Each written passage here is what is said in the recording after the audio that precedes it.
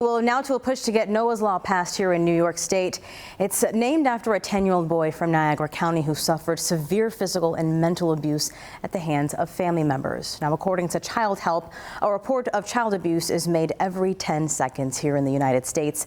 The World Health Organization estimates 1 billion children have experienced some kind of abuse over the past year. And there's now a petition on change.org designed to get this bill through the state legislature in order to provide stronger laws to protect our children. And our Theo Castro de la Mata gives us a voice to a pair of women who worked on Noah's case and know firsthand how this bill could help save young lives.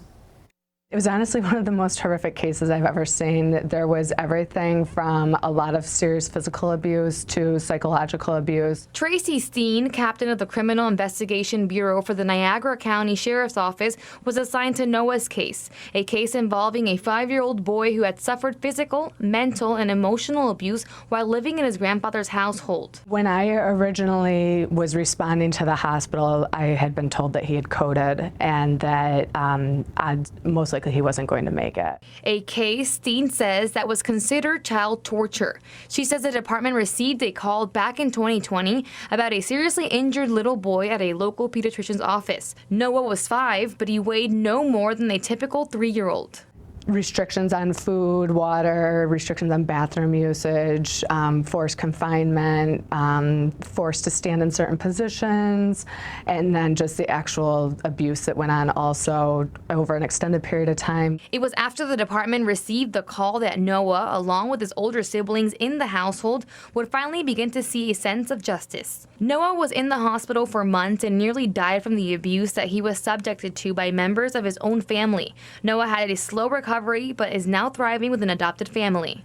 Unfortunately, there was a traumatic brain injury, so never knowing what that future holds. We see on average between 20 to 25 cases a year, and that's just in our county alone. Shelley Hitzel, the executive director at the Child Advocacy Center in Niagara, worked closely with Noah's case. She says many times these cases tend to get worse over time, and Noah's outcome could have been a lot different. It really is to meet a psychopathological need of the offender, and that's why, unfortunately, in these types of cases, we see abuse escalate over time, and the chance of a child who's enduring torture becoming the victim of a fatality is incredibly high. Steen says, fortunately, there was video evidence of many of the incidents. His grandfather, Michael Wilson, received 25 years in state prison. His step-grandmother, Christina DeGroff, received 3 years in state prison, and his step-aunt, Michaela Wilson, received just 6 months in a county jail. A sentence, Steen says, that doesn't remotely reflect the severity of their actions.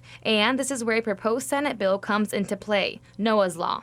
And that's kind of what the issue is, raising it to the seriousness of a torture. New York State Representative Angelo Morinello, one of the sponsors of the law, says this law would create stronger child protection measures and harsher penalties for child abusers. The reason for bringing this forth is to add a criminal act in the New York State penal law dealing with torturing of children, minors, handicapped, and incapacitated.